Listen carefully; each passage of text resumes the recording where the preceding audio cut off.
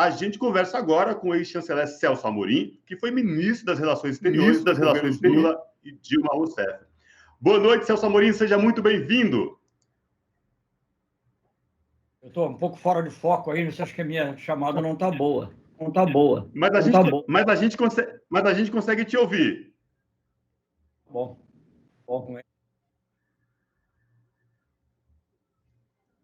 Podem perguntar, então. Maravilha, maravilha.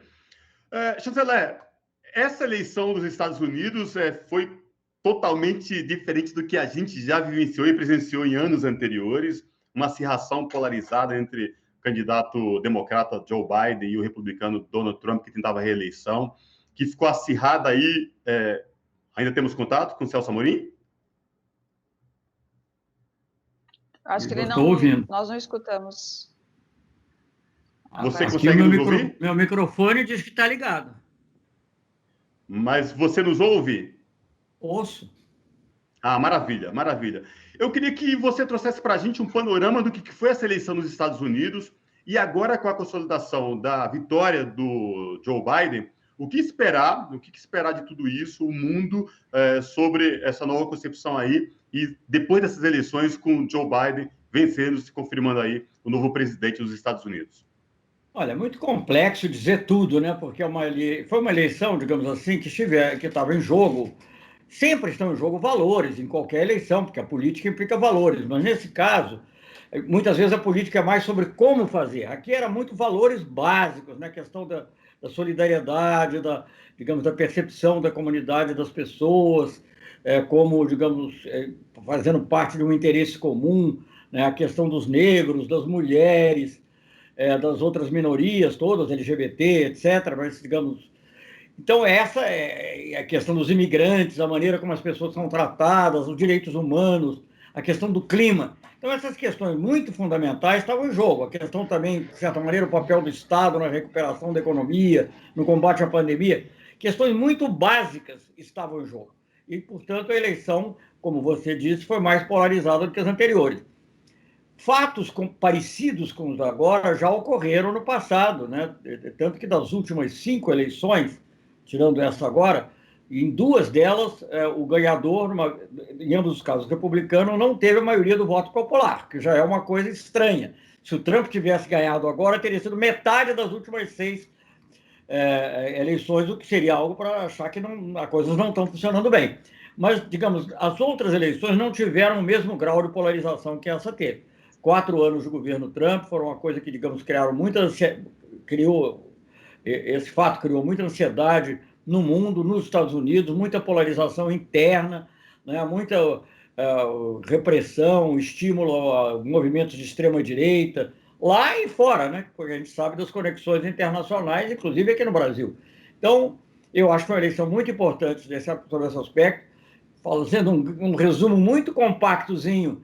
Obviamente, não se pode dizer que vai mudar tudo no mundo, evidentemente, os interesses norte-americanos permanecem, interesses estratégicos, o capitalismo não vai acabar de uma hora para outra, nem acredito que esteja isso não é parte do programa, mas, digamos assim, como eu tenho sempre insistido, haverá mudanças importantes que terão grande reflexo internos, obviamente, nessas questões que eu já mencionei, da discriminação racial, da desigualdade até certo ponto, acho que pode mexer nisso, serviço de saúde, coisas desse tipo.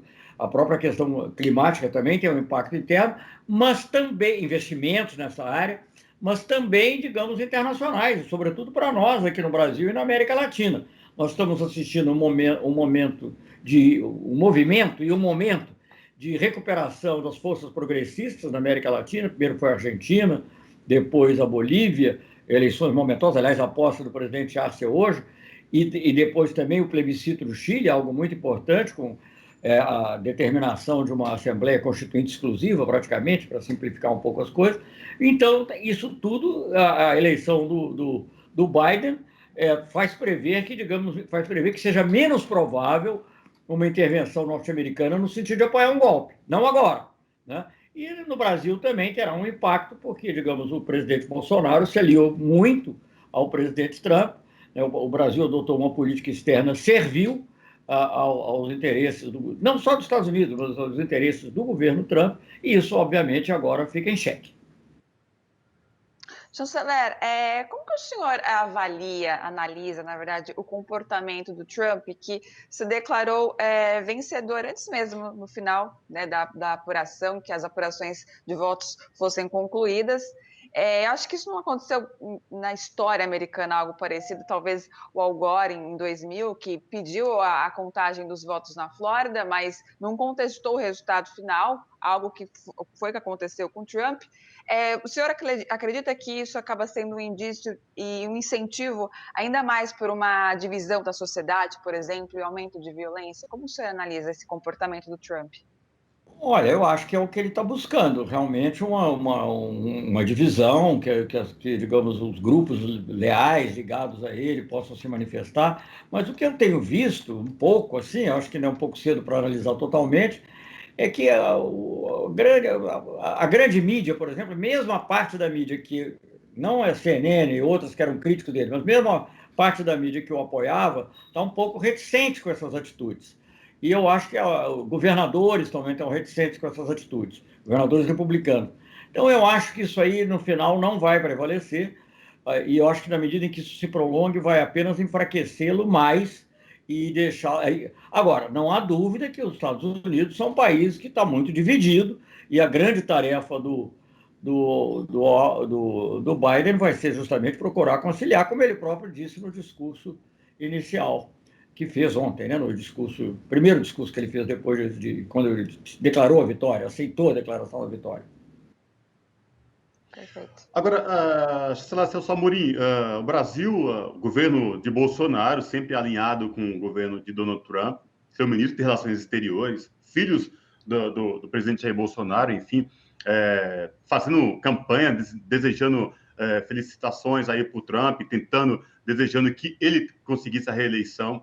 Do seu ponto de vista, qual vai ser o impacto disso das relações com o Brasil nessa vitória de Joe Biden aí nos Estados Unidos, no que diz respeito à política com o Brasil? Não, acho que a base da relação, que era essa submissão total do Brasil, do governo brasileiro, com grande prejuízo para o nosso país, né? Quero dizer, não é um problema só de atitude, de dignidade nacional, que já é importante em si mesmo, mas, digamos, com grande prejuízo concreto para o nosso país, na nossa relação com a China, na nossa relação com a Europa. Enfim, eu poderia enumerar, na nossa região, o fato do Brasil estar sendo usado como possível participante de uma agressão à Venezuela, independentemente do julgamento que se queira fazer sobre o governo da Venezuela, o Brasil que sempre teve uma tradição pacífica e de diálogo, utilizado aí nessas manobras de ameaça de invasão até da Venezuela. Isso tudo é muito, seguramente houve, os fatos um dia sairão todos à luz, eu não tenho aqui todas as demonstrações, mas seguramente houve a participação também, pelo menos uma simpatia do Brasil em relação ao que foi um golpe na Bolívia, né, um ano atrás. E então eu acho que sem dúvida isso vai ter um impacto muito grande no Brasil. O Brasil e o impacto inclusive em várias políticas internas, política com relação ao clima, obviamente, né, ao desmatamento da Amazônia, mas também indígenas, populações indígenas, negros, direitos das mulheres. O Brasil tem votado de maneira lamentável na ONU sobre questões em que o Brasil sempre teve posições muito avançadas, como, por exemplo, os direitos reprodutivos da mulher, mesmo que no Brasil, não, enfim, o aborto sempre tem muitas limitações, como nós sabemos, mas no Brasil sempre procurou na ONU ter uma posição que não fosse radical, e mudou muito. Agora nem sequer se pode falar de educação sexual mais, é uma coisa assim da mulher, né? Até em cá, que é muito importante em muitos casos no mundo. Enfim, até para a questão de evitar de mutilação genital, essas coisas que ocorrem em muitos lugares do mundo. E com relação, por exemplo, ao Brasil, que sempre teve muita ligação com a África, eu estou dando exemplos, né? Eu poderia citar 200, 300, com relação à África, por exemplo, os países africanos propuseram uma resolução muito forte para a investigação do que tinha acontecido com a repressão norte-americana ao movimento negro, a morte de George Floyd, etc., e o Brasil, junto com outro país, a Austrália, que é um país totalmente diferente da gente, como composição da população, etc., com relação à África, não tem interesse nenhum, nem interesse, nem proximidade, nem afinidade com a África, o Brasil funcionou como uma espécie de cão de fila dos Estados Unidos para aguar a resolução, para eliminando a ideia de investigação, eliminando a ideia da violência policial, deixando uma coisa assim muito vaga né? Então, estou dando alguns exemplos, eu poderia citar outros na área de saúde, é lamentável, o Brasil, que sempre foi um líder na matéria de diplomacia da saúde, agora se afasta de uma proposta, inclusive, feita pela África do Sul e a Índia. A Índia é um país de direita, isso não tem nada a ver, o governo de direita, não tem nada a ver com a inclinação ideológica, mas defende o interesse dela, né? E esses países, todos os países em desenvolvimento, apoiaram uma resolução no OMC para poder acesso mais livre, porque já existe uma certa regra nesse aspecto, nós temos acesso mais livre a medicamentos, equipamentos, vacinas, no contexto da pandemia. E o Brasil votou contra. Votou não porque não teve voto, mas o Brasil ficou contra. E com isso dificultou, porque lá tudo é decidido por consenso. Então o Brasil ficou apoiando os Estados Unidos. Acho que foi o único país importante, seguramente o único país em desenvolvimento, que apoiou ativamente os Estados Unidos. Celso, você acredita que a futura política de Biden pode ser uma pressão bem-vinda para o Brasil, onde a gente tem um governo que despreza a preservação da Amazônia, você que mencionou a parte da preservação da Amazônia, e também outros biomas, isso pode aprofundar também o isolamento político e ideológico do país? Como que você Eu acho que analisa? pode, eu acho que uma pressão desse tipo é bem-vinda, desde que não seja com ameaças de retaliação. Não acho que a ameaça de retaliação funcione, isso até reforça uma reação pseudo-nacionalista, que não é nem um verdadeiro nacionalismo, porque na realidade a gente não defende a soberania para poder queimar a Amazônia, eu não defendo a soberania para poder violar os direitos humanos, né? Embora o presidente nosso tenha falado bem da tortura, né? E tenha falado também, de certa maneira, legitimado o estupro, assunto que agora também voltou a estar muito atual, mas enfim, embora ele tenha falado isso, mas quer dizer, só não pode legitimar isso como atitudes internacionais, dizendo que está defendendo a soberania. E eu acho que, digamos, nessas questões todas dos direitos humanos, elas repercutem muito, e repercutem mais entre os políticos democratas. Mesmo que não sejam esses políticos que estão tão diretamente no poder, mas eles influem, eles são parte da bancada, estarão próximos. A gente sabe que o Bernie Sanders participou, inclusive, do programa do Biden, no grupo dele, né? Participou da questão do Biden. Então vai aumentar esse isolamento que já era enorme, que o Brasil hoje não tem uma relação de amizade profunda com ninguém. É claro que o Brasil é grande demais, há muitos interesses econômicos dos outros países, eles não vão desprezar totalmente uma relação com o Brasil, né? Então, essa questão de isolamento a gente tem que ver com certa qualificação. Não é que todo mundo vai romper relações, nem nada disso. Mas, digamos, o Brasil não terá apoio para o que ele procurar, para o que ele buscar. Digamos, o que é muito importante em negociações comerciais, em negociações políticas, eleição para candidaturas. Digamos agora, eu acho que é muito provável, muito possível, pelo menos, que se reforce o movimento para reformar as instituições internacionais, como resultado da pandemia. Normalmente o Brasil deveria liderar até um movimento como esse, como sempre fez, junto com outros países, junto com a Índia, junto com países africanos, junto com alguns países europeus. E agora não será e não terá apoio desses países para nada. É muito difícil que tenha, a não ser que mude de atitude. Mesmo na América Latina, essa atitude hostil que nós assumimos em relação aos regimes enfim, países mais progressistas, ou até, digamos, você pode não concordar com o governo, não é isso? Como no caso do governo do Brasil com relação à Venezuela, mas você a atitude hostil que o Brasil tomou desqualifica o Brasil. No caso dos Estados Unidos, tem uma postura mais de diálogo, de procurar alianças na região para ter o diálogo, o Brasil não pode participar. Porque como é que o Brasil vai participar? O Brasil que praticamente incentivou, não só reconheceu o Guaidó, mas que é um embusteiro, né? Mas também praticamente se prontificou para participar de uma ação, até, quem sabe, militar. Não chegou a participar, mas o cenário ali foi criado, com o Mike Pompeo visitando Roraima.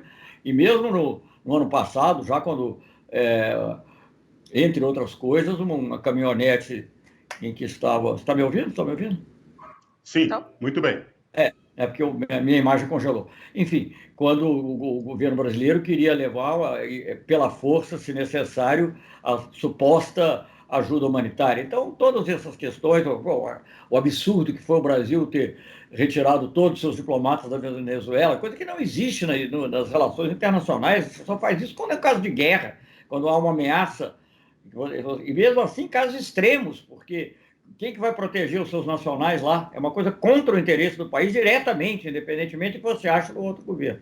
Então o Brasil fez todas essas coisas, participou, teve posições lamentáveis nos organismos internacionais, se afastou dos seus vizinhos, enfraqueceu o Mercosul. O Mercosul era para estar se fortalecendo. Os mecanismos da América do Sul, por exemplo, tem um Instituto de Governança em Saúde, um instituto muito importante, Instituto Sul-Americano de Governança em Saúde, que acabou pelo fato do Brasil ter...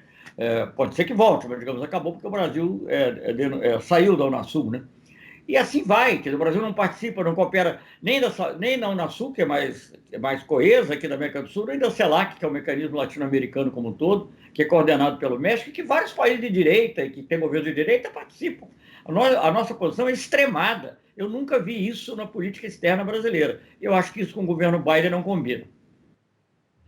Agora, chanceler, desde ontem, quando foi declarado oficialmente que o Biden ganhou as eleições, vários chefes de Estado já reconheceram isso, já ligaram felicitando o candidato democrata pela sua vitória. E até agora a gente não ouviu nenhum posicionamento, nenhuma declaração do chefe de Estado brasileiro.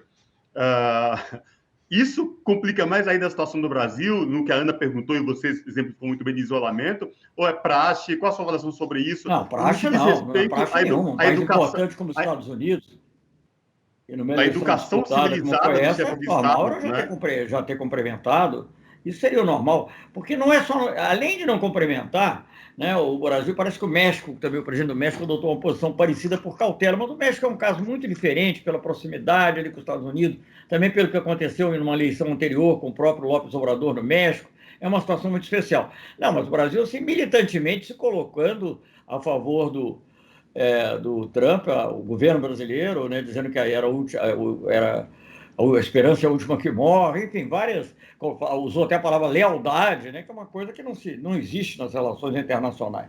A verdade eu acho que isso certamente vai tornar mais difícil aquilo que eu estou dizendo. Os Estados Unidos não vão romper as relações com o Brasil, não vão desprezar o mercado brasileiro, mas tudo aquilo que depender de boa vontade do governo, não se pode contar com ela. Do governo norte-americano. A gente pode dizer que essa vitória do Biden é uma vitória da democracia? A gente pode enxergar com esses olhos, Celso? Olha, eu acho que eu acho que a gente tem que ter clareza sobre isso. Não é uma vitória definitiva. Sempre digamos, essa batalha, essa luta é uma luta sempre. Eu nunca me esqueço que quando o presidente Lula foi eleito, eu conheci o Fernando Henrique bem, porque nós tínhamos sido, inclusive, colegas no governo Itamar. Eu conheci ele há muitos anos, enfim, não era amigo íntimo, mas conheci, liguei para o Fernando Henrique para cumprimentá-lo pela eleição do Lula, porque a eleição do Lula depois da dele significava para mim a consolidação da democracia no Brasil. Eu podia até imaginar que outro candidato ganhasse, nunca poderia imaginar que acontecesse o que aconteceu. Então, nada é garantido para sempre. Mas sim é uma vitória dos valores humanistas, é uma vitória, é uma aposta na democracia. Agora, haverá ainda uma batalha muito grande para consolidar, porque haverá resistência desses elementos de extrema-direita, de elementos assim que misturam erradamente, na minha opinião, religião com política, que está muito forte nos Estados Unidos, sem falar, naturalmente, das próprias resistências no capital financeiro, algumas das reformas que o Biden possa querer fazer. Mas eu vejo uma coisa positiva. É lógico que isso não é o fim do capitalismo, não é o fim, para quem acha que há um imperialismo americano, não é o fim do imperialismo americano, né? Tudo isso, o imperialismo, enfim, por força do tamanho da economia, dos interesses no mundo inteiro, das multinacionais, etc., isso tudo continuará. Agora, a maneira de lidar com esses problemas vai mudar. Então, eu acho que internamente, sim, a democracia se reforça. Internacionalmente, digamos, uma política mais multilateral, pode não ser totalmente, porque os Estados Unidos sempre saíram um pouquinho, mas mais multilateral, mais apegada às normas internacionais e mais baseada no diálogo vai prevalecer. Então, digamos, são gradações, mas são gradações importantes. Como eu tenho dito várias vezes, quando as pessoas dizem, é uma nuance, eu digo, bom, uma nuance em política internacional, política em geral, mas em política internacional especialmente, pode significar milhares e milhares de vidas. Então, vamos apostar na nuance. A nuance é positiva. Chanceler Celso Amorim, eu queria que você fizesse uma avaliação para os nossos telespectadores aqui da TVT e os nossos ouvintes da Brasil Atual, uma explicação sobre esse regime, esse sistema eleitoral americano que é tão complexo. Muita gente não entende essa questão do voto soberano popular, que muitas vezes quem leva nas urnas não é eleito presidente, a questão do colégio eleitoral. O senhor pode falar para a gente desse sistema que é de longa data já, não é, chanceler? Desde o início, o sistema foi criado desde o início, acho que da Constituição, na Filadélfia, aliás, foi na Filadélfia, aliás, foi criada na Pensilvânia, que foram as discussões sobre a Constituição norte-americana, vem de lá. E o sistema. Veja bem, o problema não é tanto ter um colégio eleitoral só, mas é que a questão de que a demografia do colégio, os votos do colégio eleitoral não correspondem exatamente à demografia americana. E como em cada estado, quem ganha leva tudo, isso provoca distorções, né? Por essa razão é que e duas vezes, recentemente, como eu falei, tanto o Al Gore quanto com o Bush filho, né? O George W. Bush, e a própria Hillary Clinton com o Trump tiveram maioria no voto popular, mas perderam no colégio eleitoral. Então é uma distorção que está embutida no sistema. Mudar isso é muito difícil. Isso, quando foi feito lá atrás, tinha uma série de outros objetivos, porque é preciso lembrar que os Estados Unidos, quando nasceram como país, eles nasceram, havia até uma dúvida se ele ia ser uma federação ou uma confederação, né? Isso foi muito discutido, porque eram as 13 colônias. Na realidade, eram as 13 colônias que ficaram independentes, resolveram se juntar, mas tinham muito interesse em preservar a sua autonomia. Isso, com os anos, ainda tem muita, de certa maneira, mas, digamos, essa coisa mudou. E agora, além disso, em cada estado organiza organiza e legisla a seu modo. Então, frequentemente, você tem mudanças até, digamos, nos distritos eleitorais, e com isso altera da representação dos distritos eleitorais, e com isso altera também a representação do Estado. Então, você tem uma série de distorções que levam a isso. Dessa vez, felizmente para os americanos, eles terão que pensar nisso para o longo prazo, o ganhador no voto popular, eu acho que ele ganhou perto de 5 milhões de votos, uns 3,5%, não sei, mais ou menos isso, de diferença no voto popular, e ganhou também no colégio eleitoral. Então, o problema não se colocou. Ainda que, digamos, o Trump esteja querendo alegar fraude, mas já sem apoio, eu acho, de grande parte pelo menos das instituições políticas norte-americanas. Então é uma questão complexa, eu acho que é uma reforma muito difícil de fazer, porque reforma constitucional nos Estados Unidos é muito complexa. Acho que nesse caso envolve os estados, então eles teriam que fazer reforma em cada estado. Parece que tem vários estados até que se dispõem a mudar o sistema, fazendo com que os seus representantes aí, os delegados no colégio eleitoral votem sempre no quem tiver a maioria do colégio eleitoral, a maioria do voto popular, mas isso é um processo longo, não sei ainda como é que vai ser resolvido. Felizmente, nesse momento, houve. No passado, tinha ocorrido, acho que uma ou duas vezes, mas não chegou a se colocar como um grande problema. E veja bem, os norte-americanos, o establishment norte-americano, ele, digamos, privilegia muito a estabilidade. E como, bem ou mal, as coisas sempre se resolveram sem grande contestação, essa questão nem sequer apareceu ou aflorou com um grande... Veja que eu nem o Al Gore, e no caso do Al Gore foi mais complicado, ele pediu recontagem, não foi por causa disso, ele pediu recontagem porque estava problemas com a votação da Flórida, e se ele tivesse ganhado na Flórida, ele tinha ganhado também no colégio eleitoral.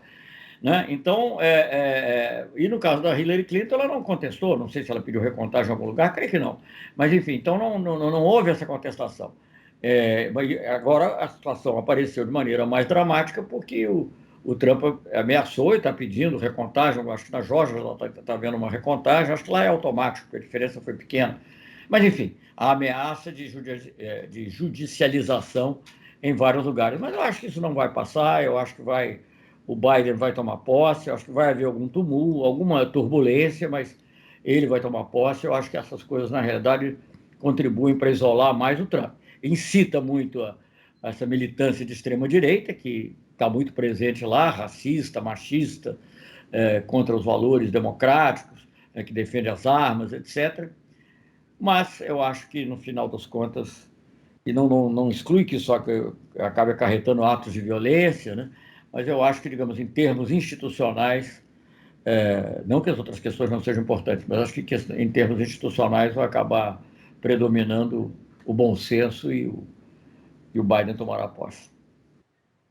Celso, você mencionou a questão da extrema-direita, ela ainda é muito presente, né? Mesmo com a saída de Trump do poder, a gente consegue analisar que também, apesar de uma crise sanitária no qual os Estados Unidos vive, crise econômica, foi surpreendente a quantidade de votos, porque foi algo muito acirrado, né? Essa eleição foi por pouca diferença. Surpreende ainda a quantidade de votos obtidos pelo Trump, da extrema-direita, no caso? Eu não posso dizer que todo mundo que votou no Trump é de extrema-direita. Tem pessoas Sim. que se deixam enganar, tem pessoas que votam por um interesse muito particular em relação a um tema, mas, de fato, digamos, o significado de uma vitória do Trump seria de uma direita bem extremada. Eu não posso dizer que é uma extrema-direita no seu conjunto, porque inclui muitos outros, inclui setores que são certamente de direita. Sei lá, imagino eu que interesses de grandes empresas, sobretudo farmacêuticas, ou enfim, de outros setores de capital financeiro, e também de pequeno comércio e tal, médio comércio, pessoas que sentem que se o Estado crescer, por exemplo, se o programa médico, programa de saúde pública, tipo do programa do Obamacare, for adotado, isso vai significar menos recursos, vai significar que recursos serão tirados deles por impostos ou por que outro mecanismo, para dar para os mais pobres. Eles não querem, eles estão ali no limite, estão um pouquinho acima da linha de pobreza, não querem ou da linha de classe média baixa, não querem que isso aconteça, então eles acabam votando por interesse. Como, aliás, aconteceu com os outros regimes de extrema-direita no mundo, né? Quer dizer, então, não quero dizer que todo mundo esteja convicto de uma ideologia de extrema-direita, mas eles têm temores e sentimentos, ressentimentos que são aproveitados, sem dúvida, por essa extrema-direita. Então, então, eu acho que isso é o que acontece. Agora, mesmo dentro do governo Trump, havia alguma nuance, né? E ele, inclusive, que o Trump tinha um lado também muito oportunista. Quando alguém deixava de interessar ele rifava, né? Isso aconteceu com Bolton, que era extremado de direita, com o Steve Bannon, que é o ideólogo dessa extrema-direita, mas ficou o Mike Pompeo, secretário de Estado. Então, são vários níveis aí dessa direita extremada. Celso, trazer um pouco essa questão das eleições dos Estados Unidos quanto à questão comercial envolvendo os dois países, Brasil e Estados Unidos. Qual a sua avaliação sobre a questão das negociações que envolviam aí o 5G? A tua avaliação, você acha que muda, não muda? O que você pensa sobre isso? Eu acho que o interesse norte-americano nisso não mudará. Eu acho que a maneira de agir, sim. Eu acho que o interesse... A competição com a China é um fato real. E o fato da China, a economia chinesa já ultrapassou em termos de poder de compra, mas deve passar ao longo da década também em termos de preço de mercado, da China ultrapassar os Estados Unidos, é um fato marcante da realidade internacional e isso gera uma competição. Agora, acho que há muitas empresas americanas que têm investimentos na China, né? Inclusive empresas de alta tecnologia, que não têm interesse numa luta frontal, até em relação a essa questão do 5G. Então, eu não sei bem como é que é essa questão do 5G, para falar a verdade, não conheço o suficiente do interesse dessas empresas para ver se isso é passível de uma composição ou não. Mas, de qualquer maneira, algum tipo de disputa importante continuará a existir. Eu volto a achar que, digamos assim, a ameaça de retaliação, a maneira grosseira mesmo, como até o embaixador americano aqui no Brasil se referiu, né, disse que o Brasil, eu não me lembro mais o termo exato, mas que havia consequências se o Brasil adotasse o sistema chinês, tudo isso eu acho que vai mudar a maneira de agir. Agora, não acho que de uma hora para outra vai mudar e eles vão dizer, olha, que bom, deixa o 5G é melhor, o chinês, deixa eles, não. Então, isso aí é uma questão que nós temos que ver ainda como vai se passar. Não vamos esquecer que foi no governo Obama, que era um governo democrata, que se passou espionagem contra Dilma, espionagem contra a Petrobras. Não estou dizendo que o Obama comandou, né, mas entidades do governo, setores do governo americano participaram dessas coisas, como está mais do que claro hoje em dia, do lawfare contra o Lula, né, a FBI, a CIA, a NSA, no caso da espionagem. Então não você não pode dizer que vai virar tudo assim um mar de rosas, né? Eu acho que a gente vai ter conflitos pela frente, mas a maneira de conduzi-los é outra. E eu quero dizer o seguinte: nesse momento que a gente está vivendo no Brasil e na América Latina, isso é um desafogo. É um desafogo. Né? Como, agora, o que vai ser depois, temos que ver, vamos ter que lutar. É uma batalha permanente. Não vai. No Chile, as massas foram para a rua e conseguiram uma coisa extraordinária, que é um plebiscito para reformar a Constituição, ainda por cima reformar com uma Constituinte exclusiva. Eu acho que nada substitui isso. Não, nada que venha de cima substitui isso. Então, vamos ver o que vai acontecer. Perfeito. Chanceler Celso Amorim, muitíssimo obrigado por esses esclarecimentos aí sobre essa polêmica eleição nos Estados Unidos, esse complexo sistema eleitoral nos Estados Unidos. Obrigado mais uma vez por falar com a gente aqui da TVT e na Rádio Brasil Atual. Espero falar contigo numa próxima oportunidade. Muito obrigado. Boa noite. Obrigado a você. Obrigada, até uma Boa próxima. noite.